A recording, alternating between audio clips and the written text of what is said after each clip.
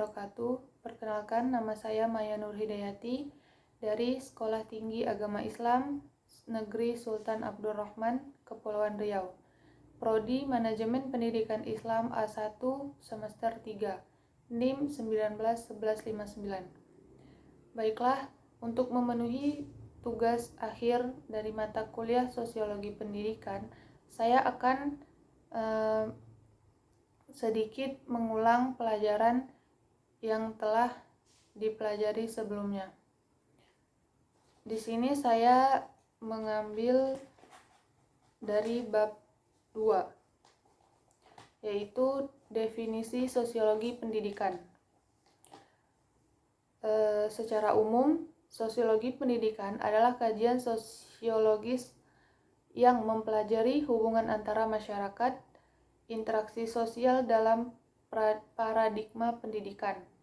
Itu artinya, dalam sosiologis, pendidikan ada hubungan pengajaran, pelatihan, dan pengetahuan dalam perubahan sosial dalam masyarakat.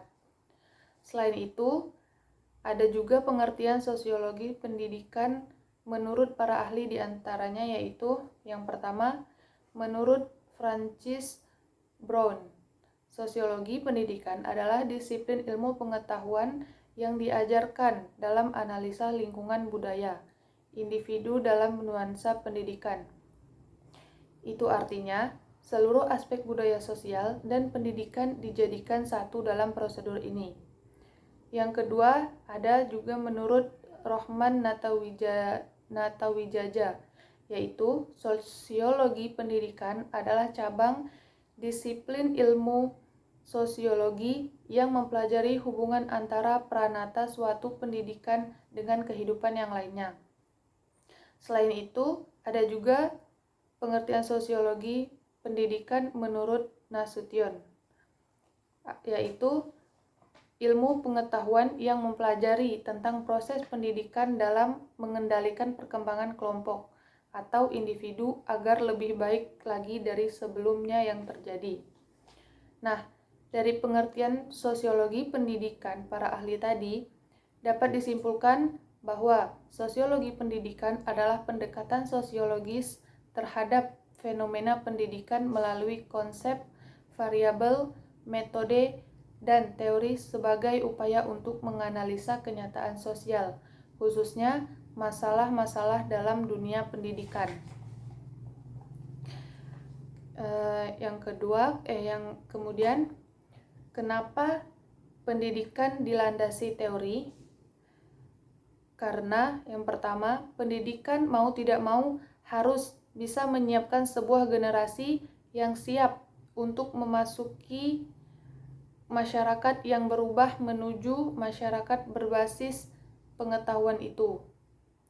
Yang kedua, praktisi pendidikan dapat merumuskan cara menetapkan orientasi yang relevan dengan dunia yang berubah di satu pihak, namun di lain pihak dunia pendidikan tidak mengalami distorsi dan disorientasi. Dan yang ketiga, pendidikan memerlukan perangkat pisau analisa sosiologis karena ia bukan sekedar mesin atau teknologi pembelajaran saja. Kemudian di sini ada ruang lingkup sosiologi pendidikan. Ruang lingkup sosiologi pendidikan ini ada 4 macam, yaitu diantaranya yang pertama interaksi guru dan siswa.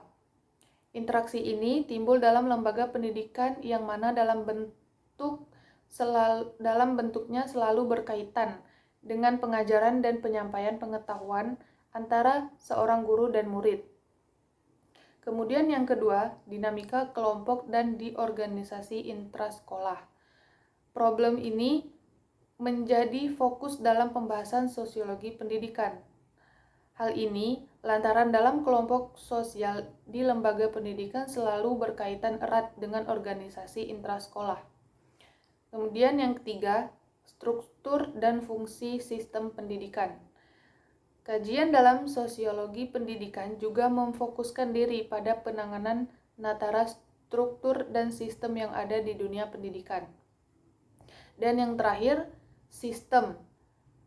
Terakhir, yang menjadi fokus kajian dalam sosiologi pendidikan adalah sistem pendidikan dalam masyarakat yang berhasil dan tidak berhasil diterapkan atau diaplikasikannya, misalnya untuk sistem pendidikan ini yaitu kurikulum. Kemudian tujuan dari sosiologi pendidikan adalah untuk menjelaskan tentang fungsi-fungsi pengetahuan melalui eksplanasi, prediksi, dan utilisasi terhadap segala bentuk yang ada dalam fenomena sosial dan juga fenomena pendidikan.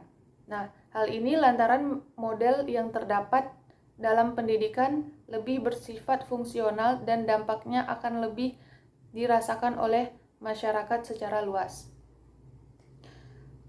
Kemudian lanjut, di sini ada paradigma baru pendidikan. Maksud dari paradigma baru pendidikan yaitu pola berpikir dan pola bertindak baru dalam pendidikan.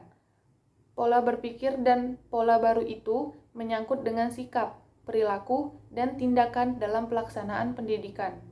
Jadi, dapat disimpulkan paradigma baru pendidikan adalah pola berpikir dan bertindak baru dalam memandang, menyikapi, dan melaksanakan pendidikan.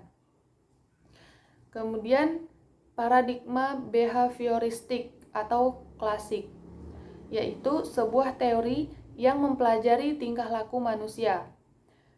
Menurut Desmita, teori behavioristik ini merupakan teori belajar memahami tingkah laku manusia yang menggunakan pendekatan objektif, mekanistik, dan materialistik, sehingga perubahan tingkah laku pada diri seorang dapat dilakukan melalui upaya pengkondisian. Teori ini mengutamakan pengamatan, sebab pengamatan merupakan suatu hal penting untuk melihat terjadi atau tidaknya perubahan tingkah laku tersebut. Selanjutnya ada paradigma konstruktivistik. Paradigma ini hampir merupakan antitesis dari paham yang meletakkan pengamatan dan objektivitas dalam menemukan suatu realitas atau ilmu pengetahuan. Paradigma ini memandang ilmu sosial sebagai analisis sistematis socially meaningful action melalui pengamatan langsung dan terperinci terhadap pelaku sosial yang bersangkutan menciptakan dan memelihara mengelola dunia sosial mereka. Kemudian yang terakhir ada paradigma sosial kognitif. Paradigma sosial kognitif ini muncul pada tahun 1997 dan dipelopori oleh Bredow. Paradigma sosial kognitif ini prinsip dasarnya yaitu pembelajaran disetting sedemikian rupa sehingga siswa bisa menggunakan sistem pengetahuan yang dimilikinya dan digunakan untuk berdialog dengan lingkungannya. Sekian penjelasan dari saya. Wabillahi taufiq wal hidayah. Wassalamualaikum warahmatullahi wabarakatuh.